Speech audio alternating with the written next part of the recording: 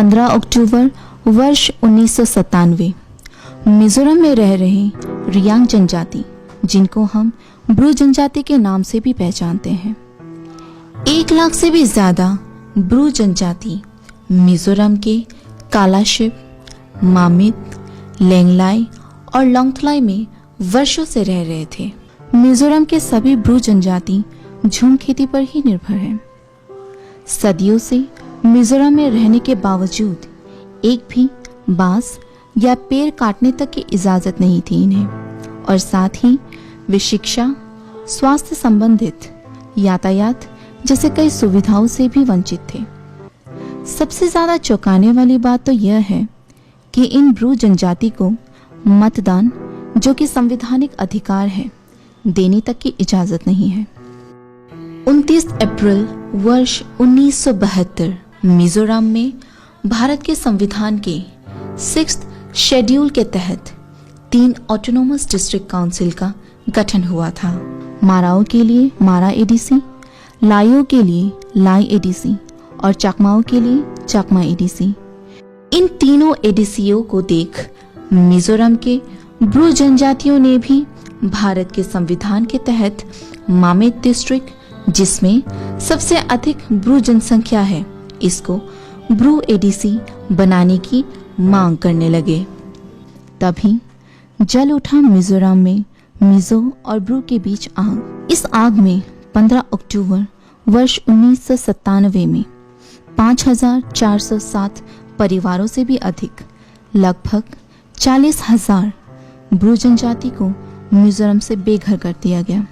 घर और खेतों को जला दिए जाने और कई यातनाओं से प्रताड़ित करने के कारण त्रिपुरा के नॉर्थ डिस्ट्रिक्ट के कंचनपुर में आकर बसने लगे। कंचनपुर के आनंद बाजार और गौशीरामपारा में यह ब्रू जनजाति 7 शरणार्थी शिविर में रहने लगे। वर्ष 1997 से लेकर 2018 तक बार बार भारत सरकार, मिजोरम सरकार, त्रिपुरा सरकार और Mizoram Bru displaced people forum के कई बैठक हुए। उन बैठकों के नाकाम कोशिशों के कारण अब तक केवल 10,000 ब्रू को ही मिजोरम वापस भेज सके। आशापारा और नाइशिंगपारा को लेकर सभी 7 शरणार्थी शिविरों पर सरकार के द्वारा मुहैया कराया गया राशन और अन्य सहायक सामग्री उनके लिए पर्याप्त नहीं थे। सुविधाओं जैसे शिक्षा, स्वास्थ्य, साफ पानी आदि के अभावों से नाखुश है ब्रू जनजाति। इससे भी ज्यादा समस्या बयान किए गए हैं ब्रू जनजातियों द्वारा। मिजोरम से आने के बाद उनकी नई पीढ़ियों की ना तो मिजोरम की, ना तो त्रिपुरा की और ना ही भारतीय नागरिकता प्राप्त है।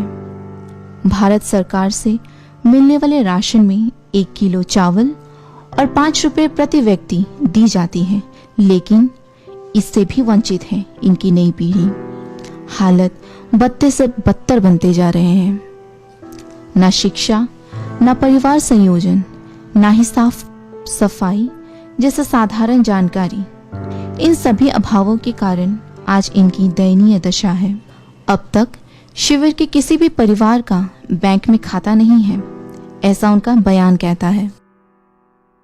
हाल ही में भारत सरकार, मिजोरम सरकार, त्रिपुरा सरकार और Mizoram Bru displaced people forum के बीच इन ब्रू जनजातियों को वापस मिजोरम भेजने के समझौते को लेकर नाखुश है अधिकांश शिविर में रह रहे ब्रू जनजाति। 21 वर्षों से रह रहे शिविर के बुजुर्गों ने भी कहा है, जिस मांग को लेकर जिंदगी के अधिकांश वर्ष बीत चुके, इन संवैधानिक अधिकारों के न मिलने तक वे मिजोरम वापस नहीं जाएंगे। चुने अब रांगने प्रश्न ले क्रोई रांगनो ले चुने खातुंग मैया जिन्हें ब्रू जाति सोंहांग मोदे चुंफो हा से नामले हा पूर्वे फदिस्ती कांसिल साइमो आबनो मैया ले चुने खातुंग मैया मिजोरम थाने माले लेकिन थोमें नहीं चिंग नुक थाइक्री तुंग थाइक्री छा थाइक्री ब्रेक थोमें ना। इसी मांग को लेकर गौशीराम शिविर में रह रहे रशनाजोय रियांग 11 दिन से भूख हड़ताल पर बैठे हैं। वे कहते हैं संवैधानिक अधिकार ना मिलने तक वे आमरण कोशिश करेंगे और तब तक अधिक रहेंगे जब तक न्यायी अधिकारी ना मिल जाए। जखन चिनी एग्रीमेंट किए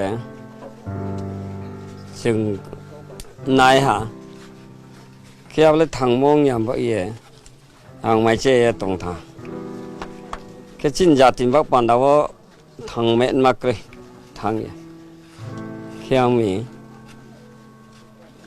निजराम जेफो जों वह न फाया के आरो जों डिस्ट्रिक्ट काउंसिल अब माया के थांया हा माया के थांया फेरावसिया मैं केवल न थी तो सिर्फ रसना जो ही नहीं, उनकी सभी बेटियां भी उनके पिता के दिखाए रास्ते पर चलने को आतुर हैं और जब तक भारत सरकार उनकी मांगे पूरी नहीं करते तब तक यह आंदोलन जारी रखने की बात कही।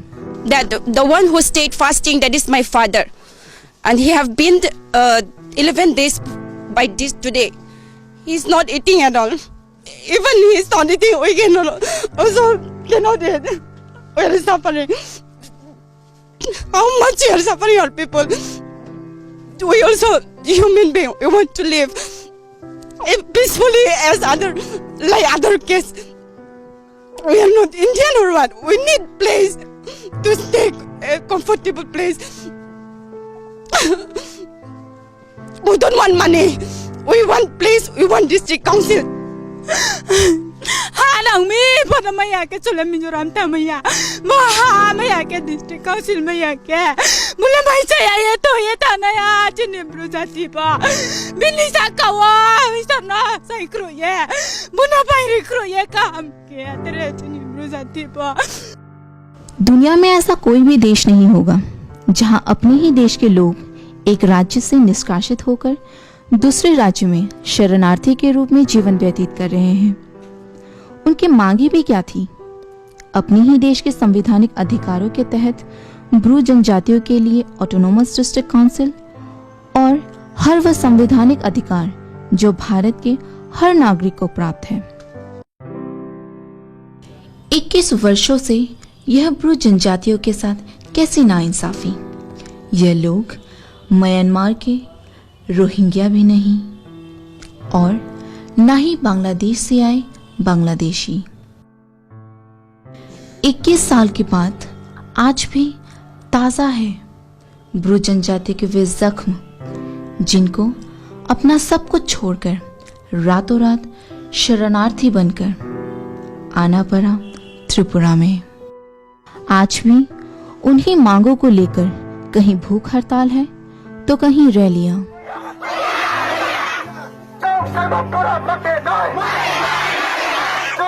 इन्हीं सब माध्यमों से अपनी आवाज उठा रहे हैं ब्रू जनजाति ताकि उन्हें भी अन्य भारतीयों जैसा संवैधानिक अधिकार मिले।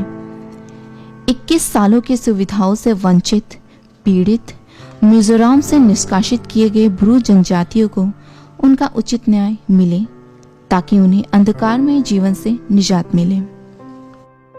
कोई रोहिंग्याओं को आश्रय देकर समस्त सुविधाएं मुहैया कराते हैं तो कोई बांग्लादेशियों को पनाह देकर संवैधानिक अधिकारों का मुहैया करवाने की मांग करता है। ब्रू जनजाति तो स्वयं भारतीय परिवार का ही एक अभिन्न अंश है, तो उनके साथ गैरों जैसा सुलूक क्यों? यह मसला सुलझ के भी अनसुलझा है। कौन है इसका जिम्मेदार और कितने दिनों तक इस आग को जलना है? आखिर कब बुझेगी यह आग? क्या भारत सरकार, मिजोरम सरकार और त्रिपुरा सरकार इस आग को बुझाने में कामयाब होगी